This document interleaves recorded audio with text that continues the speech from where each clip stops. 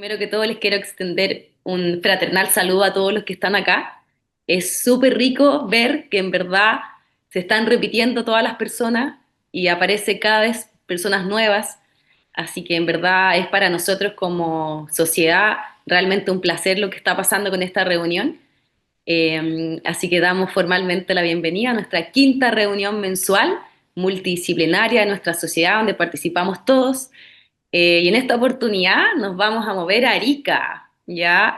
Así que estamos súper contentos de eso. Y también estamos súper contentos porque está con nosotros el vicepresidente de nuestro directorio, ¿no es cierto?, doctor Pablo Asbun, que les quiere extender un saludo. Gracias, Romina. Y muy buenas noches a todos los asistentes. Es súper grato ver esta cantidad de personas conectadas a esta hora. Eh, un motivo de mucho orgullo y mucha felicidad. Quiero brevemente, en nombre de del directorio de la Sociedad Chilena de Medicina Intensiva, extenderles una calurosa bienvenida a todos quienes están conectados hoy a esta reunión multicéntrica y multidisciplinaria, que como decía Romy, lleva su quinta versión el día de hoy y que ha tenido un éxito eh, increíble, casi impensable en cada una de sus versiones. Eh, y agradecer al equipo que lidera la reunión el día de hoy, el equipo del Hospital Regional de Arica, doctor Luis Vega, su jefe, al doctor Gabriel Irurbarren y Juan Carlos López, kinesiólogo de la misma UPC, que nos van a hoy día compartir, estoy seguro, un montón de conocimiento y de puntos interesantes. Es un motivo de gran satisfacción para nosotros como sociedad ver cómo este espíritu de colaboración y la búsqueda incansable de conocimiento que destaca las unidades de cuidados intensivos se manifiestan con tanta fuerza, versión a versión de esta reunión, de norte al sur del país. Y esto se ha convertido, está convirtiéndose en un espacio vital donde la experiencia, la evidencia científica y las perspectivas de distintas personas en distintos lados haciendo lo mismo, buscando el mismo objetivo, convergen con este único y noble propósito de mejorar la atención y el pronóstico de nuestros pacientes críticos. Así que les agradezco un montón el estar acá hoy a esta hora. Y nada, les cedo la palabra a nuestros expositores del día de hoy para que podamos dar inicio a la jornada. Muchísimas gracias. Gracias, Pablo, te pasaste. Bueno, un poquito sumándome a las palabras de Pablo, sin duda que esto demuestra que en cualquier parte de Chile, ya sea una UCI grande, una UCI pequeña, en alguna ciudad pequeña, estamos todos comprometidos con exactamente lo mismo y se hace buena medicina intensiva en todo nuestro país. Así que sin más preámbulo, queremos dar la bienvenida al equipo del Hospital de Arica. Queremos saludar afectuosamente a su jefe, al doctor Luis Felipe Vega, que va a partir con unas pequeñas palabras, ¿no es cierto?, para que nos ubiquemos en el mapa donde estamos primero, ¿no es cierto? Sí. Y también queremos darle la bienvenida a los expositores, el doctor Gabriel Irrabarren y al kinesiólogo Juan Carlos López. Adelante. Hola, buenas tardes. Bueno, mi nombre es Luis Felipe Vega, soy médico internista y jefe de la unidad de paciente crítico del Hospital de Arica. Primero agradecerle a ustedes como sociedad y a la doctora Baguetti que nos contactó. Para nosotros es súper importante poder participar en reuniones de esta envergadura, ¿ya? A continuación vamos a presentar los desafíos ventilatorios en el paciente crítico con hipertensión pulmonar. Y yo voy a darle un poco la introducción muy breve en el contexto en el que nosotros trabajamos. Ya la región de Arica y Parinacota se compone de dos provincias que, como pueden ver, está compuesta por dos comunas cada una, Arica y Camarones, y General Lagos y Putre. ¿Ya? Después, las particularidades, bueno, hay 259.000 habitantes aproximadamente, las cuales se concentra el 95% en la ciudad de Arica. ¿Ya? La población restante se encuentra en general, en mayoría son población rural, ¿cierto? Y en altura, ¿ya? Como también se pueden dar cuenta, estamos en una zona fronteriza con Perú y Bolivia, lo que determina un alto nivel de población flotante, ¿ya? Mucha población también no registrada, ¿ya? Y también otra de las particularidades es que somos una de las regiones con más población indígena. Ya en el último censo del 2017 hay al menos 59.000 habitantes que se identifican como población aymara. ¿Ya? Eso es importante para nosotros porque muchas veces necesitamos facilitadores interculturales que nos ayudan en la entrega de información, sobre todo en paciente crítico, que muchas veces son información un poco más compleja. ¿Ya? Respecto a nuestro hospital, fue fundado en 1957. Este es el hospital nuevo, entre comillas, que se estrenó el 2014 y actualmente contamos con 318 camas, ya de las cuales el 19% es de paciente crítico, tanto pediátrico como adulto. Respecto a nuestra unidad de paciente crítico, tuvo cambios post pandemia, la cual duplicaron sus camas. Ya actualmente contamos con 12 camas, es una UCI cerrada y tenemos dos médicos de turno cada 24 horas, ¿cierto? Y con una jefatura técnica en 22 horas diurnas, ¿ya? Y el intermedio se compone de 24 camas. También tenemos una jefatura técnica de 22 horas y dos residentes por turno, ¿ya? Para entender un poco el volumen de pacientes que vemos, al menos el registro de egresos de un año de marzo del 2024 al 2025, se egresaron 480 pacientes en total de la unidad de cuidados intensivos. Y finalmente, nuestro equipo, que es afortunadamente bien completo, multidisciplinario, contamos con al menos 33 enfermeros, 49 técnicos, 24 médicos, dos terapeutas ocupacionales, un fonoaudiólogo, 16 kinesiólogos, dos administrativos, un trabajador social y nutricionista. Aquí pusimos una fotito terminando la pandemia. Ahí ya estábamos acá y esta es una jornada de autocuidado gestionada por el hospital. ¿Ya? Entonces, a continuación, llegue de lleno al caso clínico. Va a presentar el doctor Gabriel Iribarren, que es médico internista de la Universidad de Chile, con alta experiencia en pacientes críticos, ¿cierto? Lleva al menos 4 años acá con nosotros. Y Juan Carlos López, que es kinesiólogo de la Universidad de Tarapacá, que lleva 10 años también trabajando acá en la unidad de paciente crítico. Buenas noches a todos y a todas las presentes. Vamos a partir con el caso clínico. Se trata de un paciente masculino de 30 años que, como antecedentes mórbidos de mayor relevancia, cursó con un TEP en el año 2024, a finales del año 2024, que tuvo características de cronificación con un desarrollo posterior de hipertensión pulmonar del grupo 4. Además, tuvo un antecedente de COVID no grave en el 2021. Como quirúrgicos, tiene una orquidopexia, colecistectomía y una cirugía LASIX. El único fármaco que utilizaba, al menos hasta que nosotros lo empezamos a ver desde el punto de vista de unidades intensivos, era la warfarina. No tenía hábito tabáquico, tenía un hábito de THC suspendido hasta ese momento en el 2024, OH ocasional también suspendido hasta el 2024. Y estaba completamente inmunizado con su calendario al día, era autovalente, sin embargo arrastraba una disnea de esfuerzo. Como les comentaba, en el año 2020 estuvo una hospitalización en la UTI de diciembre del 2024 a enero del 2025 por un tromboembolismo pulmonar de riesgo intermedio alto, en ese momento clasificado como PSI 104. Daba intermedio alto por biomarcadores y también por alteraciones ecocardiográficas con signos de disfunción del ventrículo derecho. Era lobar bilateral y tenía focos de relleno alveolar vivazares y si se pueden dar cuenta acá en el axial se ve una condensación cavitada más o menos cercana a las bases y en el coronal un tremendo tromboembolismo pulmonar, ¿cierto? Eh, Notoriamente que hubo desarrollo también de hipertensión pulmonar aguda en ese momento, evidenciada con predictores positivos ecocardiográficos, ¿ya? En esa hospitalización se hizo un ecocardio transtorácico que demostró una FEBI de 60 con movimiento disincrónico del septo. El ventrículo derecho estaba moderadamente dilatado, un TAPSE de 15. En ese momento, en la unidad intermedio, se inició anticoagulación con heparina de bajo peso molecular y nosotros, por ser una unidad, o sea, un hospital fronterizo, trasladamos mucho a Santiago, ya como centro de referencia principal en enfermedades cardiopulmonares importantes del Instituto Nacional del Tórax, así que se trasladó a la UCI del INT. Y posteriormente rescatamos una epicrisis de esa hospitalización que se describe que, producto de una neumonía por una pseudomona MR, que en ese momento se trató con meropenem, no se pudo realizar lo que nosotros habíamos planteado como primera instancia, que era un manejo endovascular del TEP, ya una endarterectomía. En el INT le hicieron nuevamente un angiotac de tórax que evidenciaba un TEP severo bilateral crónico, las mismas lesiones que en ese momento se describieron en el reporte como probables infartos, y también un ecocardio transtorácico que reportaba el VI no dilatado, una FEBI conservada y una PESAR estimada de 63, ¿ya? O sea, es decir, una alta probabilidad de hipertensión pulmonar.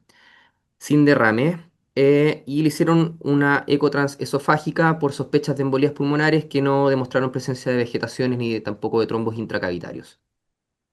En la primera hospitalización, todo el estudio etiológico que se hizo tanto en nuestro hospital como el INT tenía estudio inmunológico negativo, los anticardiolipinas también estaban negativos, se hizo estudio de algunas trombofilias, ¿cierto? Que también estaban negativas, marcadores tumorales la gran mayoría negativos, serologías virales de relevancia también negativos y un BDRL no reactivo.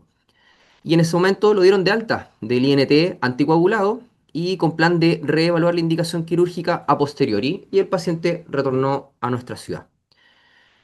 Eh, Tuvo un intervalo más o menos de un par de meses con síntomas moderados, específicamente de disnea, no ácido dolor torácico, y reingresa en mayo de este año al servicio de urgencias ya con una hemoptisis de moderada a severa cuantía, descrita por el volumen en tasas que se describieron en ese momento en el DAU de la urgencia, asociada a una insuficiencia respiratoria importante. Tenía marcado aumento del trabajo respiratorio y en la urgencia lo tuvieron que conectar a CENAF porque estaba desaturando hasta 78% ambiental. Sin embargo, la respuesta a la CENAF fue muy mala. El paciente estaba muy agitado y con hemoptisis a repetición, insisto, de importante cuantía, así que en ese momento el urgenciólogo tomó la decisión de intubarlo, proteger la vía aérea y ingresa a la unidad de cuidados intensivos. La hemoglobina de ingreso es 12,8, estaba con 21.000 blancos, plaquetas 197.000, con un INR en 3,4, insisto, usuario de warfarina, y no tenía otras disfunciones. En el fondo se trataba en ese momento al menos de una monofalla hipoxémica, ¿cierto? Y el TAC de tórax, que en ese momento fue sin contraste, reporta una gran lesión nodular masiforme apical derecha con infiltración pleuromediastinal y hemorragias alveolares como circundantes, era lo que salía en el reporte. Algún vidrio esmerilado, ¿cierto? Empedrado, sugerente de hemorragias alveolares y unas lesiones nodulares contralaterales, ¿cierto? De aspecto secundario.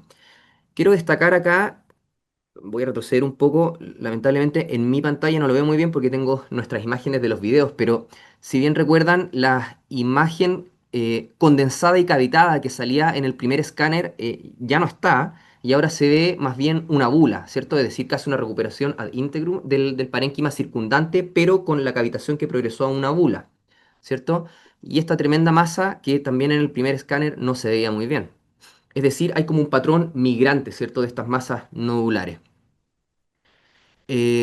Decidimos complementar el examen con un angiotax de alta resolución y que identificó un defecto de llenado hipodenso que amputaba casi en su totalidad la arteria pulmonar izquierda, ¿cierto? Ahí se ve, la estoy marcando con el puntero. Insisto, no tengo mucha visión porque justo ahí me tapa mi pantalla, pero está completamente amputada la circulación de la arteria pulmonar izquierda. Y otros efectos de llenados también contralaterales, y acá se ve la presencia de un tremendo aneurisma de la arteria pulmonar con signos de sangrados activos, ¿ya? Que también acá en el coronal se ve el aneurisma dilatado y trombosado de la arteria pulmonar, ¿ya?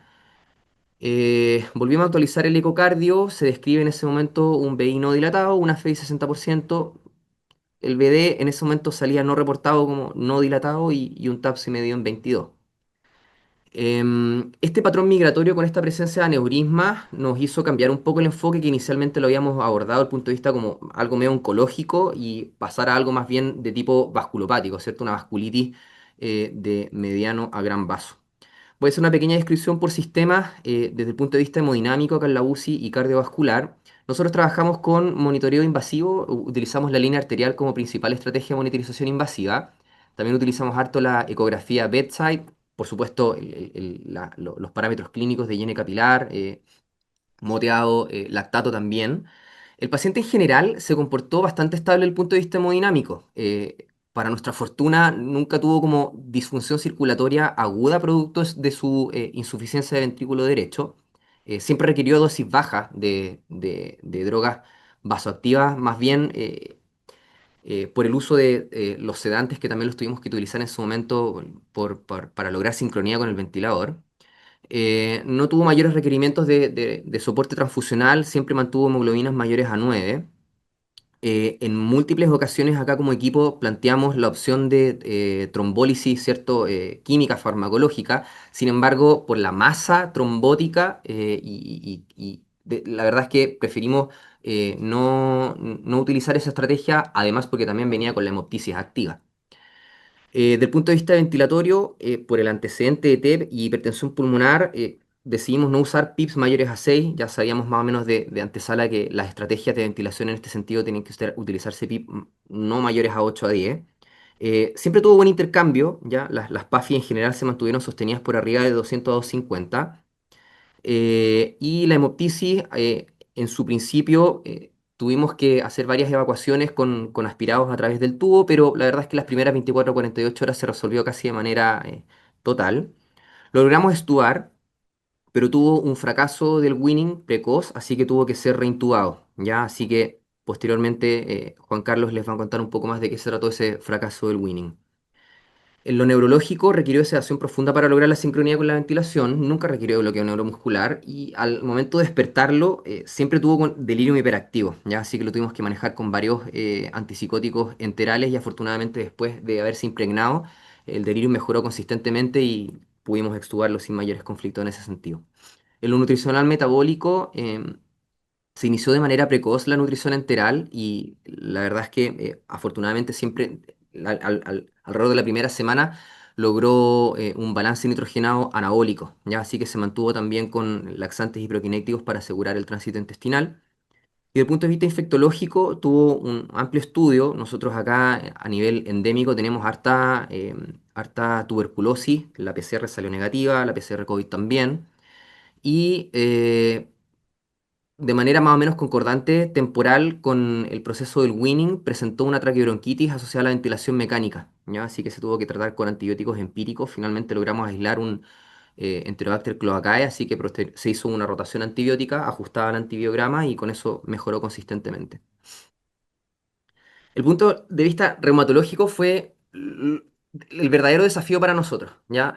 Porque como les comenté en algún principio, la sospecha etiológica en un comienzo siempre apuntaba por estas masas tumorales enormes que tenía en el TAC a un fenómeno oncológico. Sin embargo, el patrón migratorio nos hizo sospechar de una enfermedad vascular, una vasculitis de mediano vaso, pero sin anticuerpos, ¿ya? Así que una vez que logramos documentar la presencia de aneurismas de las arterias pulmonares, sospechamos un compromiso pulmonar de una enfermedad de Behçet.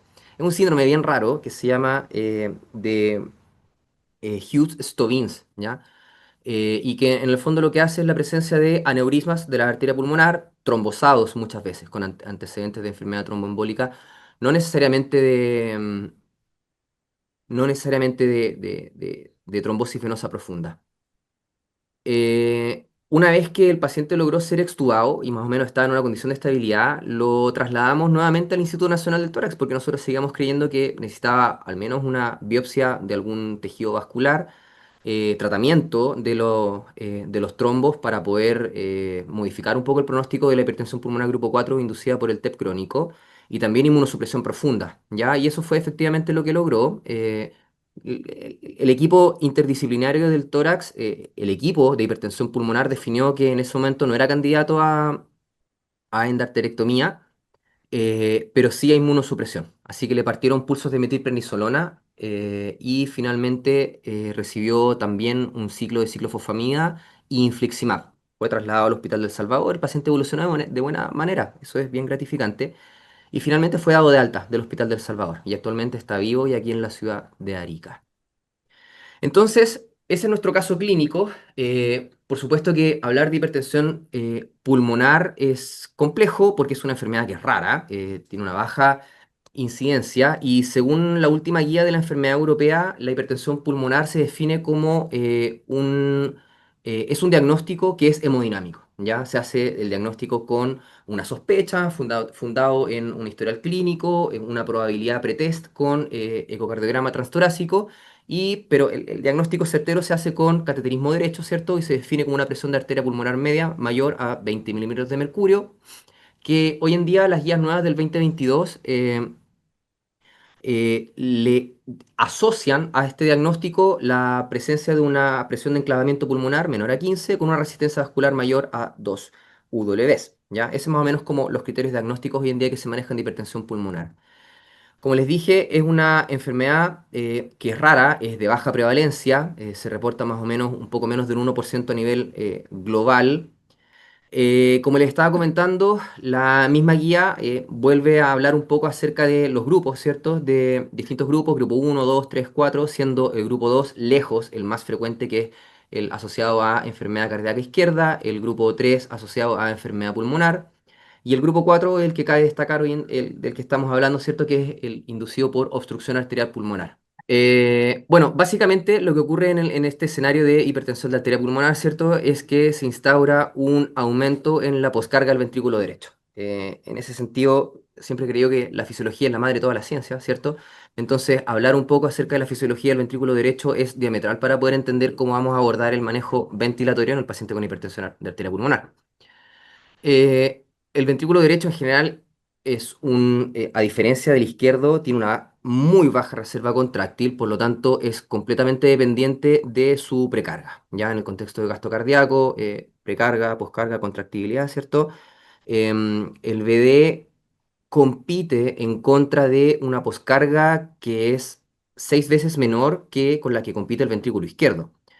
Entonces, al no tener una reserva contráctil, se hace completamente dependiente de la precarga, que en este escenario se traduce en el retorno venoso desde la circulación venosa sistémica hacia la aurícula derecha.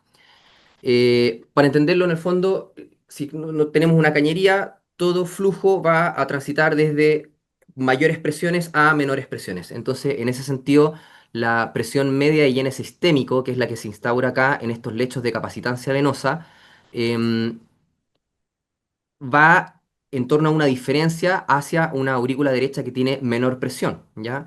Ese es un delta de presiones que, al ser en el lecho venoso las resistencias, eh, tener bajo impacto en esta dinámica de flujo, permiten el retorno venoso, ¿ya?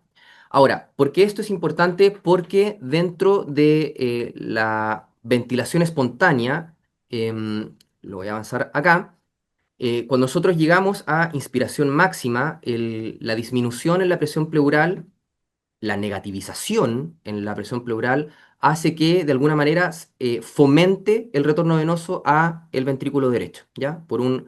Aumenta el gradiente de presiones, transpulmonar específicamente, disminuye la presión adentro de la aurícula izquierda y esto permite que aumente el diferencial de presiones y que se fomente el retorno venoso a el circuito derecho. Posteriormente va a ser evacuado y todo esto en una estructura de fluidos, ¿cierto? Newtonianos, se va a emular en el gasto cardíaco izquierdo, ¿ya? Ahora, eh, la ventilación mecánica, por definición, cambia todo el circuito y hace todo lo contrario. Es decir, eh, todo lo que nosotros interpretamos como el punto de vista fisiológico, en que la inspiración máxima aumenta el retorno venoso, la presión positiva dentro de la vía aérea hace completamente lo contrario, ¿ya? Y hace un fenómeno de aumento de la poscarga del ventrículo derecho, disminución de la precarga del ventrículo izquierdo, para poder lidiar con estos cambios de presiones en torno a la respiración inspiratoria espontánea versus en presión positiva. Eh, es súper importante, ojalá, poder tener en la retina todo lo que acabo de decir, porque ahora Juan Carlos les va a contar un poco acerca de cómo fue la transición desde el punto de vista kinesiológico, respiratorio y motor de nuestro paciente. Vamos a volver a nuestro paciente y después yo les voy a contar un par de cositas espero que se que hayan quedado en la retina desde el punto de vista fisiológico. Hola, ¿qué tal? Buenas noches a todos los presentes. Entonces, continuando con nuestro caso clínico y poniendo en contexto este caso, ¿cierto? Es un paciente de 30 años de edad con antecedentes mórbidos de TEP grave, hipertensión pulmonar crónica, con un antecedente quirúrgico que ya le había adelantado Gabriel, ¿cierto? Una colecistectomía como antecedente eh, relevante. Hábitos tabáquicos no tenía, OH suspendido desde aproximadamente diciembre del año 2024 y que ingresó con un diagnóstico médico de una insuficiencia respiratoria aguda hipoxémica, una observación de una neoplasia pulmonar y una hemoptisis abundante. Este paciente es un paciente que hasta diciembre del año 2024 era un paciente completamente independiente, con una participación social activa, sin mayor limitación en cuanto a lo laboral, ¿cierto? Y que antes de su primera hospitalización inclusive trabajaba en una empresa constructora y en paralelo estudiaba. Realizaba aproximadamente entre 2 a 3 veces por semana actividad física y se trasladaba además en bicicleta a su lugar de trabajo. Pero posteriormente, luego de su primera hospitalización, nuestro paciente se vio con una capacidad funcional bastante disminuida, con una dependencia moderada para la realización de sus actividades de la vida diaria, principalmente protagonizados por estas disneas, estos episodios disneicos que quedó posterior de su primera hospitalización. Así que consigo tenía una limitada participación social además. Por lo tanto, nuestra conclusión diagnóstica desde el punto de vista kinesiológico, estamos frente a un paciente masculino de 30 años de edad con antecedentes de hipertensión pulmonar, ¿cierto? Que presenta disfunción respiratoria y cardiovascular grave con requerimiento de soportes ventilatorios absolutos, ¿cierto? Con una deficiencia en el intercambio gaseoso, además de la perfusión tisular. Y que además está bajo sedación profunda con una alta dependencia funcional. Por lo tanto, posee un alto riesgo de presentar alteración de las estructuras musculares, una deficiente tolerancia al esfuerzo y una difusión muscular, lo que nos proyecta a tener un paciente con debilidad adquirida en UCI, probablemente.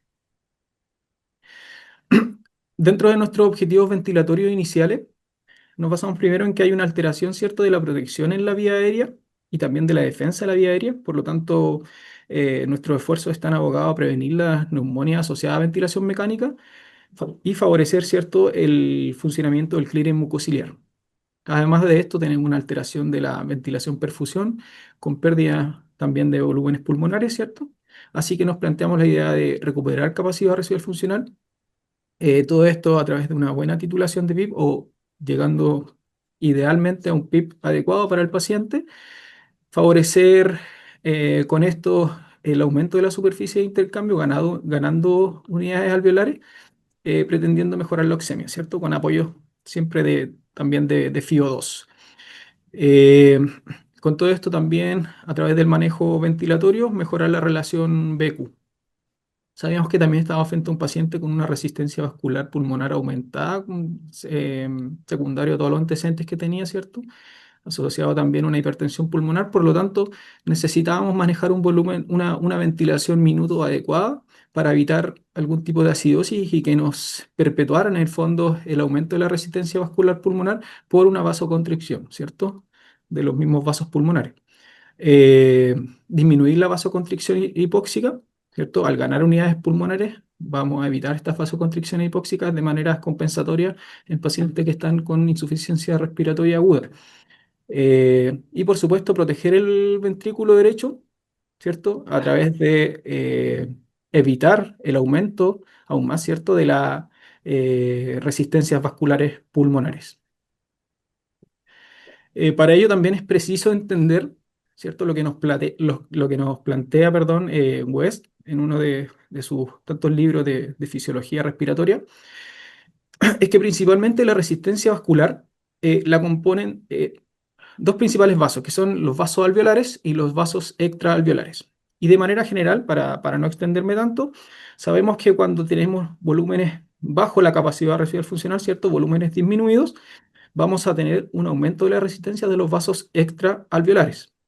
Al contrario de ello, cuando tenemos una capacidad residual funcional, o sea, perdón, tenemos un volumen pulmonar superior a esta capacidad residual funcional, ¿cierto?, más cercana al volumen pulmonar total, ¿cierto? Vamos a tener un aumento de la resistencia de los vasos alveolares, ¿cierto? Las unidades alveolares aumentan de volumen, tienden a comprimir los vasos alveolares que están adyacentes a ellos y esto va a generar un aumento de la resistencia vascular pulmonar.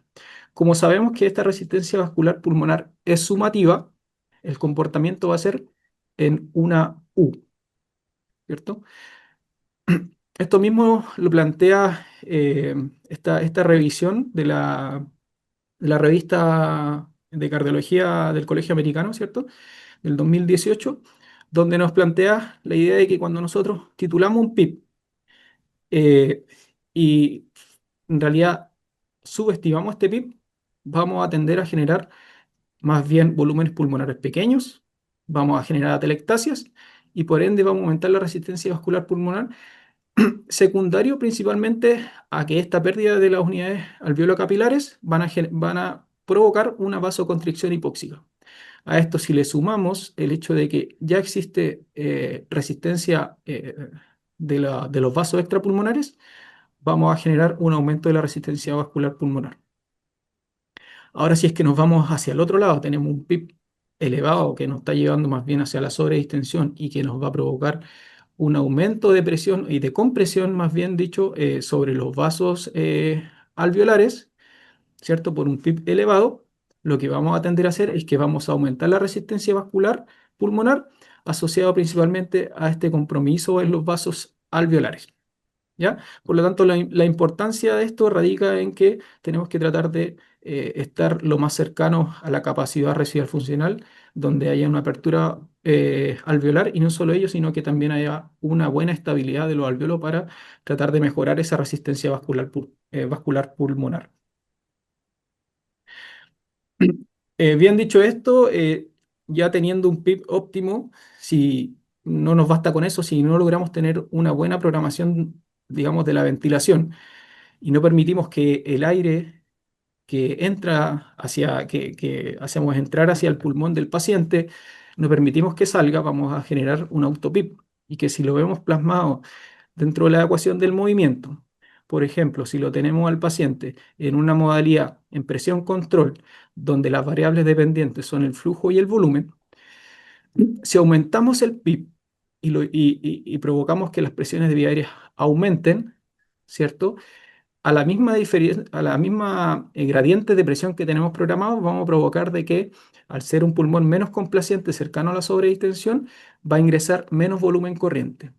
Esto a través del tiempo lo que nos va a generar, ¿cierto? Va a ser un volumen minuto resultante más bajo de lo que quizás el paciente requiere. Y secundario a ello podemos tener una acidosis respiratoria con repercusión posiblemente hemodinámica. Así que eso por un lado. Y por el otro lado, si tenemos el paciente en volumen control, donde tenemos una variable dependiente que va a ser la presión de vía aérea, lo mismo. Si tenemos un autopip, ¿cierto? Que nos va a aumentar la presión de vía aérea, nos va a aumentar la presión alveolar, nos va a llevar a un punto cercano a la sobredistensión, al mismo diferencial de presión, perdón, al mismo diferencial de volumen, vamos a generar un aumento de presión por pérdida de la distensibilidad alveolar, ¿cierto? Y esta sobredistensión alveolar lo que nos puede generar es también un compromiso hemodinámico, ¿cierto? Recordando que hay un aumento de la resistencia vascular pulmonar, posiblemente por una compresión de los alveolos, y de ahí hacia atrás, lo que le explicó, si lo sumamos a lo que le explicó Gabriel sobre el potencial que puede generar la presión positiva sobre ese ventrículo derecho. Entonces, ¿cómo lo abordamos nosotros? En primera instancia, el paciente lo manejamos en modalidad asistida controlada, volumen control, entre 7 a 8 ml kilo, ya con flujo desacelerante, con un PIB de 8 centímetros de agua. El paciente afortunadamente siempre logró tener un driving pressure menor a 15, presiones plató bajo 20 centímetros de agua, así que asumimos que teníamos al paciente dentro de rangos protectores según lo que nos indica la evidencia. En un comienzo manejamos el volumen minuto del paciente sobre 13 litros, aproximadamente en esos rangos, principalmente porque venía con una acidosis metabólica desde la urgencia, pero que rápidamente logró compensar. Eh, en su fase aguda lo manejamos en SAS1, sin mayor necesidad de bloqueo neuromuscular, logró buena sincronía paciente-ventilador. En cuanto al PIB, no tuvimos mayores repercusiones hemodinámicas, como lo adelantó Gabriel, ¿cierto? Y siempre con compliance, la verdad es que bastante buena, sobre 40 ml por centímetro de agua. Y la FiO2, que en un comienzo siempre cuando nos llega el paciente lo manejamos al 100%, logramos rápidamente bajarla, evitar, ¿cierto?, la hiperoxia para tratar de evitar el estrés oxidativo, que es bastante importante. Y ya posterior a las 48 horas logramos manejar al paciente con una FiO2 bajo el 30%, 24%, e incluso gran parte de la estadía del paciente estuvo en 21%. Así que en realidad mayor conflicto de intercambio no tuvo. Como les comentaba, una compensación rápida del pH que se manejó dentro siempre de rangos normales y con un bicarbonato bastante estable. Bueno, aquí está el comportamiento gasométrico durante la estadía del paciente.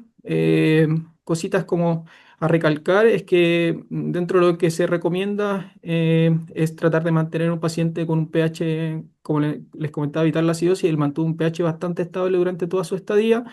El CO2, que es la línea moradita que está acá, la verdad es que igual se mantuvo dentro de rango, cercano a los 40, 45. Quizás lo que más varió fue el tema de la PO2, pero en general fue un paciente que se comportó bastante bien en cuanto a lo gasométrico. Como le adelantaba, la verdad es que la PAFI fueron bastante buenas siempre, siempre sobre 200, sobre 200. Ya, nunca tuvimos mayores conflictos con el tema de su oxigenación, de su intercambio. Eh, y el PIB lo manejamos en 8 inicialmente, después rápidamente bajamos teniendo los antecedentes prescritos ya del paciente. Lo manejamos entre 6 y 5, fueron en el fondo la tendencia del paciente PIB bajos. Algunos hitos ventilatorios importantes del paciente es que en esta línea de tiempo del 14 al 19 de mayo, el paciente se mantuvo sedado, principalmente por lo que les comentaba recién el doctor, es que el proceso de despertar fue retardado por esta conducta médica expectante para la resolución de su TEP, ¿ya? O una posible biopsia en pabellón. Entonces, al no tener claro el siguiente paso con el paciente se mantuvo sedado. Pero ya el día 19 se decidió definitivamente tratar acá al paciente, buscar la estabilidad y posteriormente ver la posibilidad de trasladarlo a un centro de referencia. Así que el día 19 se le suspende la sedación, ya con el cuadro por el cual habían consultado la urgencia resuelto, con la hemodinamia estable, con buena PAFI, sin fiebre. Tiene un breve paso por presión control frente a alguna asincronía en la baja de sedación y posteriormente logra presión de soporte, logrando buena mecánica. Se extuvo el día 20 de mayo, ¿cierto? Y lamentablemente se tiene que reintubar el día 21 de mayo por algunas causas que le voy a contar más adelante. ¿Ya? Posteriormente se termina extubando el día 25, ¿cierto? Eh, con apoyo de Senaf y en realidad sale en buenas condiciones. Les voy a contar un poquito de cómo trabajamos nosotros con los pacientes. Nosotros tenemos dos hojas como estamento que son importantes, que es el registro de ventilación mecánica, donde vamos anotando lo que creemos que son parámetros importantes para el paciente.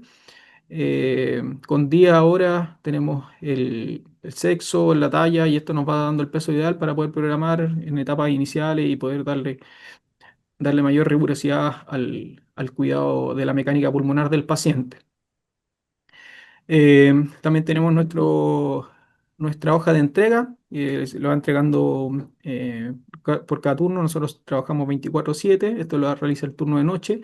Y en el fondo lo que buscamos es, vamos anotando el paciente, su diagnóstico médico y le vamos dando el perfil ventilatorio, hemodinamia, perfil inflamatorio, sedación, día de ventilación mecánica, nivel de conciencia, para en el fondo que el colega que viene entrando a turno pueda darle continuidad al trabajo y entienda más o menos para dónde van los planes y eh, la idea que se está trabajando con el paciente y en las condiciones que se encuentra en ese momento. Como les contaba, el inicio del Winning fue 6 días posteriores a estar en ventilación mecánica. Se le suspende la sedación, solamente pasa 24 horas por una modalidad de presión control, que generalmente es la transición que vamos haciendo acá en la unidad. Posteriormente lo pasamos a una ventilación a presión de soporte y vamos regulando soporte de acuerdo a P01, mecánica ventilatoria, ¿cierto? Si es que hay uso de musculatura accesoria, volumen minuto adecuado y el índice de respiración rápida y superficial. Lo que nos dice la literatura, ¿cierto? Es más o menos lo que tratamos de acercarnos nosotros como unidad, ¿cierto? Que para empezar el manejo del winning tenemos que tener, digamos, el tratamiento del cuadro que lo trajo el paciente acá, tener unos parámetros inflamatorios, o sea, unos parámetros ventilatorios bajos, PIB bajo 8, idealmente FI2 bajo 8, ¿cierto? Tratar de tener un protocolo de sedación, considerar la traqueostomía día 14 días, medir, ¿cierto? Prueba de ventilación espontánea, puede ser CPAP, tubo T, después presión de soporte que puede ser entre 5 a 8. Nosotros acá lo que hacemos PIB de 5, soporte de 7 centímetros de agua durante una hora.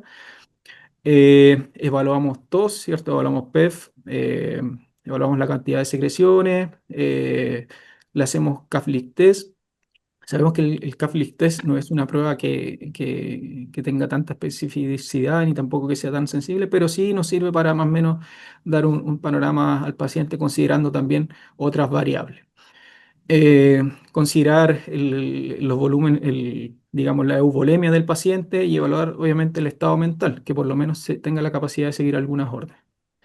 ¿Ya? Y posterior a la actuación, el ideal manejo, ¿cierto? Puede ser pacientes de riesgo, no invasivos, o también puede ser CENAF, o puede ser combinado, según cada unidad tenga. Lo importante es tener siempre una estrategia, mantener siempre balance de fluidos neutros o cercano a ellos, y tratar constantemente de estar evaluando la tos y la autopermeabilización de la vía aérea.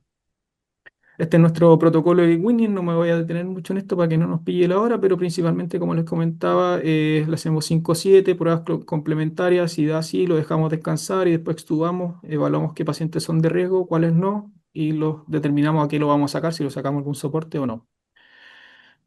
Entonces evaluamos a nuestro paciente, hacemos el trabajo multidisciplinario, ¿cierto? El kinesiólogo, nosotros le hicimos la prueba 5-7, salió con un PEF de 75, buen NIF menos 32, PCR1 dentro de rango, TOIN de 40, CAPLIC test positivo, la terapeuta ocupacional evalúa delirium, ¿cierto? Salió en ese momento, salió negativo después de tanta lucha. El registro de enfermería sin fiebre, estabilidad hemodinámica, lo que sí siempre en un estatus como un poquito adrenérgico con tendencia a la taquicardia. Y desde el punto de vista fonoaudiológico se va evaluando el riesgo de fracaso de actuación según alteración de los mecanismos protectores de vía aérea. En este caso en particular no logramos tener esa evaluación lamentablemente porque nuestra compañera de trabajo no se encontraba disponible.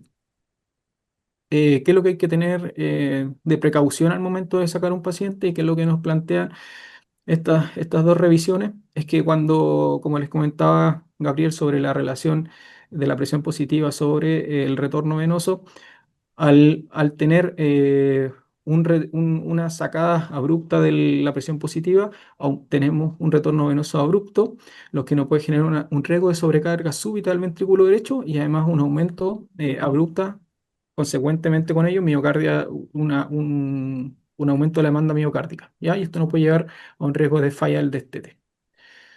¿Ya? En este caso, el paciente se nos fatigó por algunos factores, principalmente el paciente empezó con tos persistente, taquicardia asociada a ello y empezó con fiebre que se asoció al día posterior a un hito inflamatorio que venía cursando de una traqueobronquitis, además asociado a agitación psicomotora. Lo que nos plantea las revisiones sobre Winning y los criterios de falla, nosotros tuvimos esta principalmente frecuencia respiratoria alta, taquicardia, con una variabilidad mayor al 20% y principalmente aumento del trabajo respiratorio y con grandes signos de fatiga. Entonces fracasamos, sedación, ajuste antibiótico, ajuste de la ventilación y volver a intentarlo. Posteriormente, después de 15 días, logramos la sacada del ventilador invasivo, salida a CENAF, ¿cierto? 40 flujo, 40 de FiO2, le hicimos seguimiento con índice de ROX y Cabrini, 48 horas después, naricera 3 litros. Paciente cooperador, prueba de ventilación espontánea exitosa, pruebas complementarias, hemodinamia estable y HIT inflamatorio en receso. Así que no tuvimos mayor problema. En lo motor, teníamos un paciente sedado, ¿cierto? Cursando un cuadro inflamatorio, un sistema muscular en desuso, así que teníamos que disminuir esas consecuencias. Eh, lo importante es que hay estudio, hay esta revisión sistemática de Cochrane del 2023, donde indica que no hay un plan de rehabilitación con ejercicio aeróbico y fuerza que sea concluyente y que nos diga sobre cuánto impacto puede tener en la hipertensión pulmonar en los pacientes. ¿Ya? El ejercicio es seguro, sí, pero con evidencia moderada. El ejercicio puede impactar positivamente la calidad de vida, de evidencia moderada, y aplicado principalmente a hipertensión pulmonar con gravedad moderada. Sin embargo, se desconoce cuál es el potencial efecto en la hipertensión pulmonar más grave. Se desconoce la duración de los beneficios y hay indicios de que mejora el test de marcha a los 6 minutos, pero también hay baja certeza de la evidencia, principalmente por la heterogeneidad de los pacientes y de las circunstancias. Así que es una tarea entre ellas. La movilización precoz, nosotros nos basamos en este protocolo de Gosselin, ¿ya? Lo que buscamos en él, logramos principales hitos, el 23 de marzo, MTB activo-pasivo, mientras hacíamos cambios posturales, recién el día 29, después de varios días, logramos ente borde cama, afortunadamente logramos una buena PTO, evaluamos al paciente con un MRC de 45, un FSSIQ, la verdad es que no tiene un 17 puntos, pero con buen control de cabeza, tronco. El día 30 y 31 logramos bípedo y marcha estática con regular tolerancia, un BORG 7 de 10, trabajando prácticamente al 40% de su frecuencia cardíaca de reserva. Y el día primero, perdón, me equivoqué el tipeo, 1 de junio, el paciente se traslada. Nosotros consideramos por una movilización precoz la semaforización, que considera 4 categorías, ¿cierto? Respiratoria, cardiovascular, neurológica y otras consideraciones. Y nosotros principalmente los que nos detuvo en el avance del paciente fue la taquicardia en algunos casos, que tampoco es una contraindicación, pero sí nos tuvo ahí con alerta, y la sedación, que estuvo bastantes días sedado, esperando qué es lo que iba a pasar con el paciente, entonces nos permitió, digamos, avanzar en niveles en cuanto a la parte motora. Y por último, siempre tratamos de seguir este bundle que nos plantea la Sociedad Médica de Cuidados Críticos, que es el manejo del dolor, ¿cierto? Llevar al paciente, tratar de despertar y ventilación espontánea, el manejo de la analgesia, de los delirium, y donde nosotros participamos en la movilización temprana, pero tenemos todavía la tarea de inculcar a la familia y comprometerla en la participación dentro de estos pacientes. ¿Ya? Este bando es importante porque estas acciones integradas, ¿cierto? Nos suponen menos días de ventilación mecánica invasiva, menor delirium, menor estancia en UCI y menor probabilidad de muerte.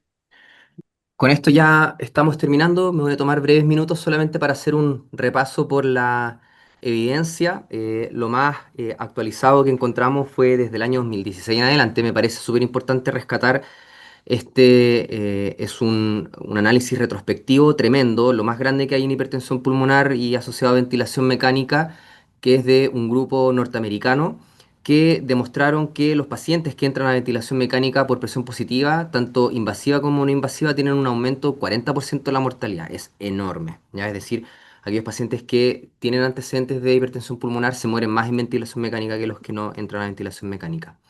Esto hizo que este estudio, que es como un pivotal, hizo que la gran mayoría de la evidencia fuera igual de contundente respecto a que hay que tratar de hacer todo lo posible para que los pacientes que tienen hipertensión pulmonar no caigan a ventilación mecánica invasiva. Y esto se reproduce en la gran mayoría de los estudios que encontré disponibles, uno del 2018, publicado en el American College of Cardiology, que da como algunas directrices del manejo de la ventilación mecánica en pacientes con disfunción del ventrículo derecho. Lo más importante que dice usar solamente presión positiva solamente cuando sea estrictamente necesario. La tendencia en general, por lo que ya revisamos tanto fisiológicamente como por lo que dice la literatura, es tratar de usar los PIP menor posibles. Esto también es de un grupo iraní del 2019, nuevamente lo mismo, la intubación debe ser evitada a toda costa, ¿cierto? Y si es que una vez ya se mete en este tema y decide ventilar al paciente, ojalá utilizar los volúmenes corrientes más bajos posible, la optimización del PIB lo más bajo posible, siempre tratar de utilizar presión de CO2 menores a 50. Eh, este es un grupo también norteamericano que pone mucho énfasis en el manejo hemodinámico en concordancia con la ventilación mecánica. Ya demostramos por qué la optimización de la precarga y la reducción de la poscarga siempre va a hacer que la ventilación mecánica sea más segura. Como les comenté, la última guía de la Sociedad Europea de Cardiología junto con la Sociedad de Enfermedades Pulmonares tiene todas las directrices respecto a hipertensión pulmonar, sin embargo es más bien supeditada a grupo por grupo, no tanto así al manejo de los pacientes en unidades de cuidados intensivos. Y aquí con esto ya cierro, esto es algo que me pareció súper interesante. Hay poca evidencia de la utilización de la capnografía volumétrica en el setting del paciente con hipertensión pulmonar aguda. Para hacerle un breve contexto, es una manera, es un surrogate de poder medir el espacio muerto fisiológico.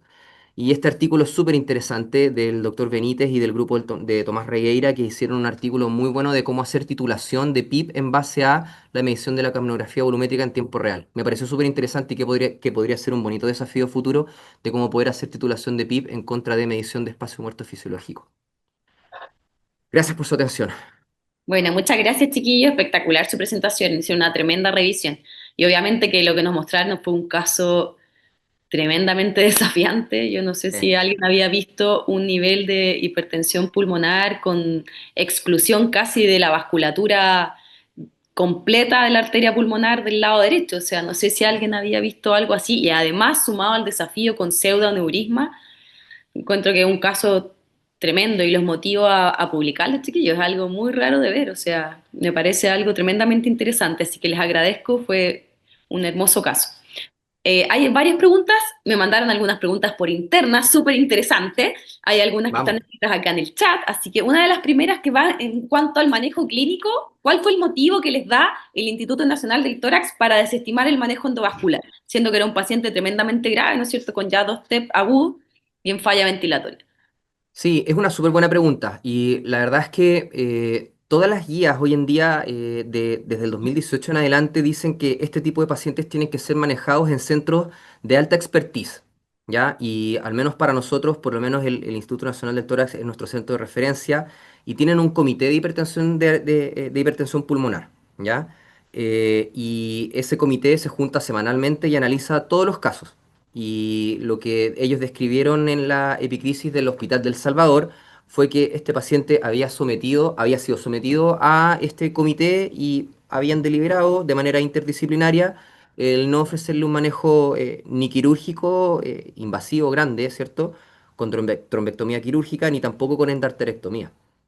Insisto, desconozco las razones, pero fue lo que fue fundamentado en base a este comité interdisciplinario. Mira, Natalia, químico farmacéutico, nos pregunta qué fármacos usaron en la sedación y cuánto tiempo se mantuvo sedación profunda. Otra misma persona también nos pregunta, ¿propofol o midazolam utilizara? Me imagino yo que se refieren al compromiso hemodinámico que puede causar cualquiera de ellos. Sí, sí, sí, claro. Es una muy buena pregunta. Las guías dicen que hay que tener, aparece un warning gigante con Propofol, ¿ya? No sería el fármaco sedante de primera línea. Nosotros utilizamos inicialmente el midazolam y después hicimos una rotación a Precedex. Eso fue lo que utilizamos al menos nosotros como unidad.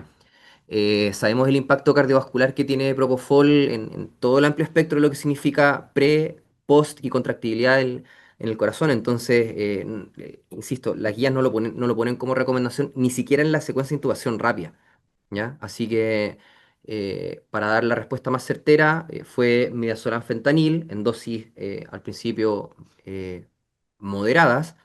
Después tuvimos que subir un poco la intensidad de la sedación y después, una vez que instauramos los neurolépticos por vía enteral, ahí logramos bajar consistentemente la dosis de sedante, tratando obviamente de hacer todos los días los los holidays de sedante.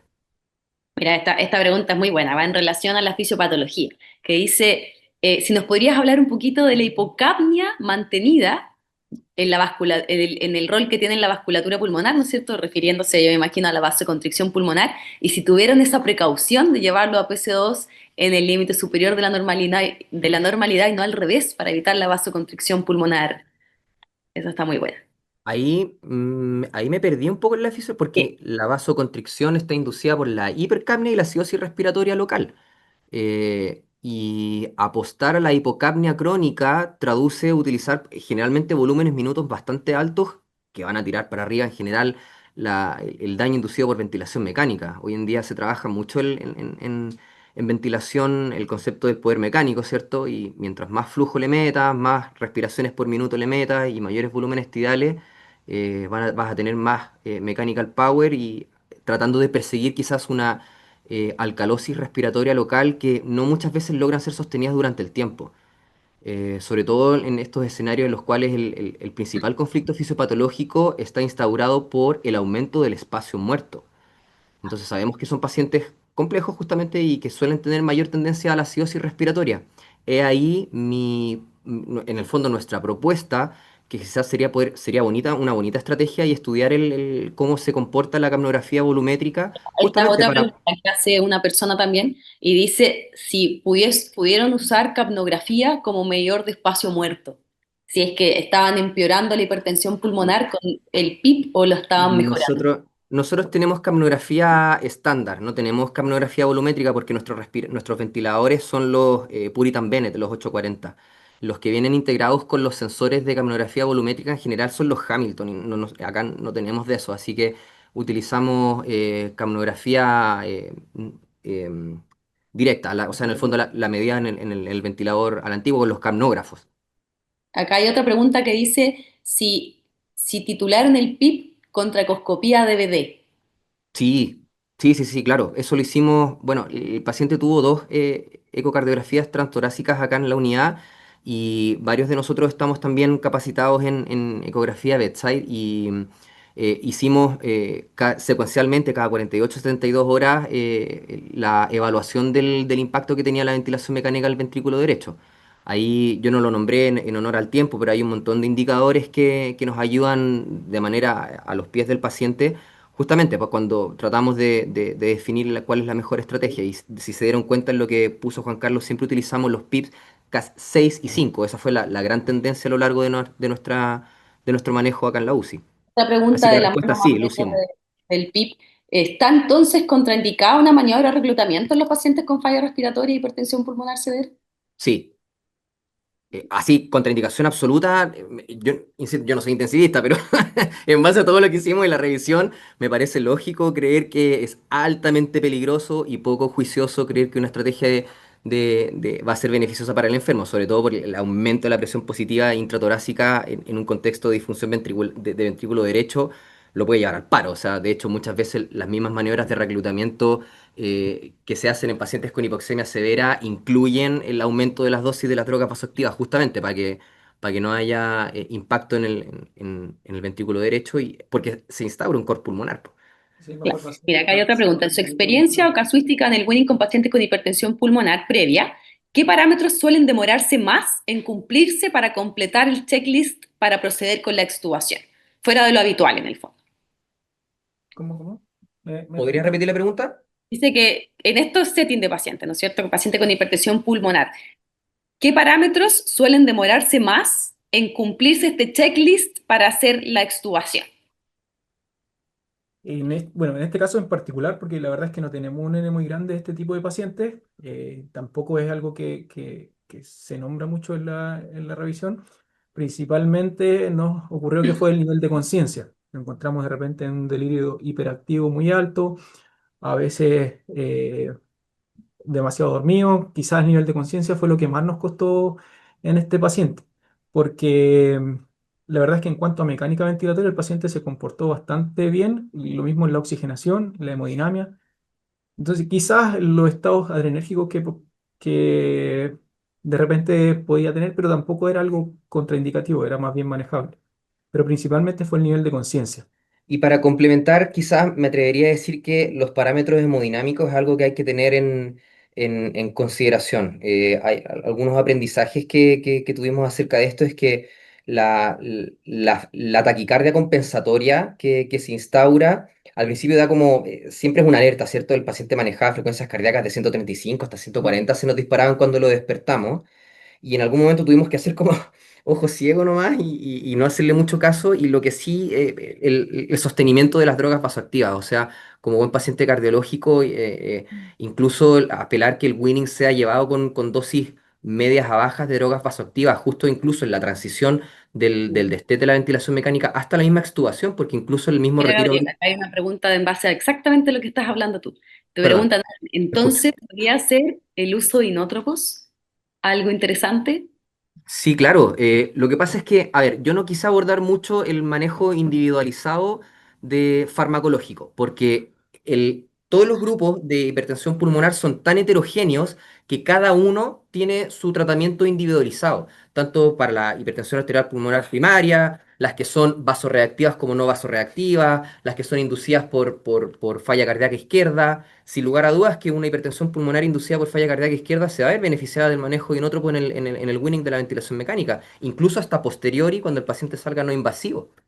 Entonces, así, igual con los vasodilatadores pulmonares, que hay un montón en la guía europea del 2022, hay, no sé, un montón de fármacos, más de 10 que son utilizados como vasodilatadores pulmonares, incluido el buen amigo óxido nítrico inhalatorio, ¿cierto?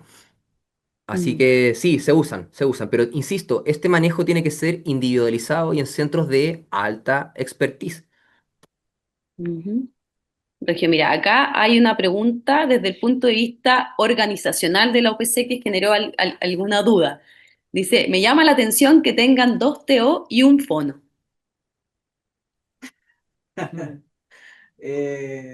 No hay una explicación lógica para eso. Lamentablemente no tenemos todo el personal al 100%. Eh, de hecho, todos los profesionales, TO, ¿cierto? Fonoaudiólogo, trabajo social, se incorporaron como ya de forma fija después de la pandemia. Entonces fue una ganancia, la verdad, para la unidad al menos tener eh, El equipo completo. el equipo completo. Sí. Sí.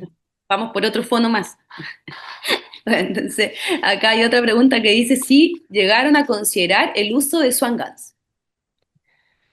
Em, sí, en algún momento lo discutimos. Nosotros tenemos catéter de arteria pulmonar acá disponible, pero bueno, lo consideramos, sí, lo consideramos en su momento. El problema es que todas las variables que nos iba a entregar el catéter, no, nos atrevimos a pensar de que no iban a generar mayor impacto del que íbamos a tener con la curva de la línea arterial y la ecografía. Sabemos que ningún sistema de monitoreo es espectacular, ninguno cambia mortalidad, en el fondo es cómo uno interpreta las variables que uno va utilizando y con qué estamos más familiarizados.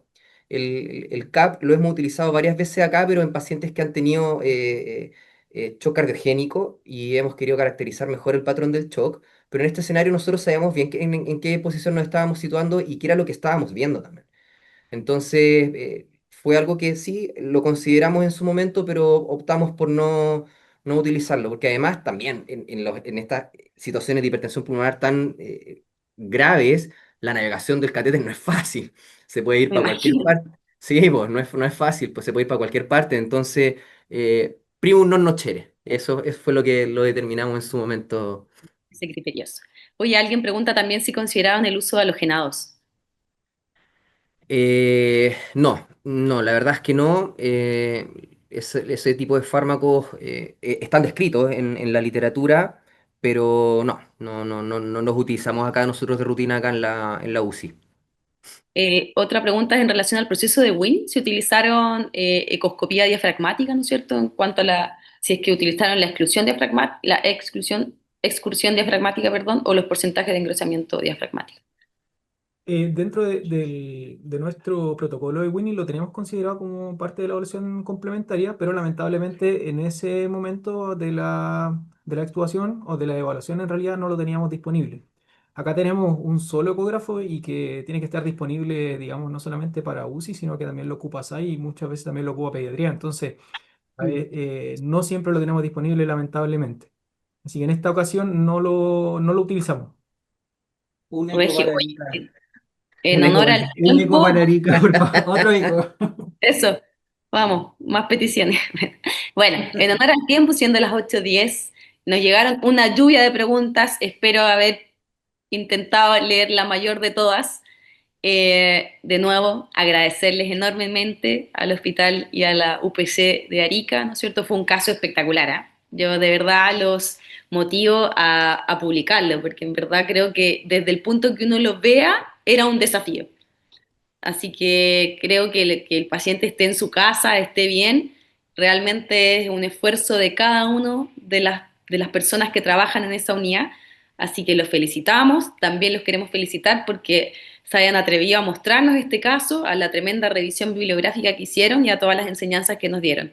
Así que les ratificamos nuevamente las felicitaciones y le están mandando muchas felicitaciones por el grupo a todos ustedes. Y para Gracias. todos, que tengan muy buenas noches. Gracias por conectarse de nuevo. Hubo récord de audiencia, así que qué felicidad. Esperamos que para las próximas reuniones nos volvamos a encontrar todos. Les adelanto que nos movemos al sur ahora, así que los dejo cordialmente invitados a todos a nuestras reuniones mensuales. Un abrazo y que tengan buenas noches. Chao. Chao, gracias. Chao.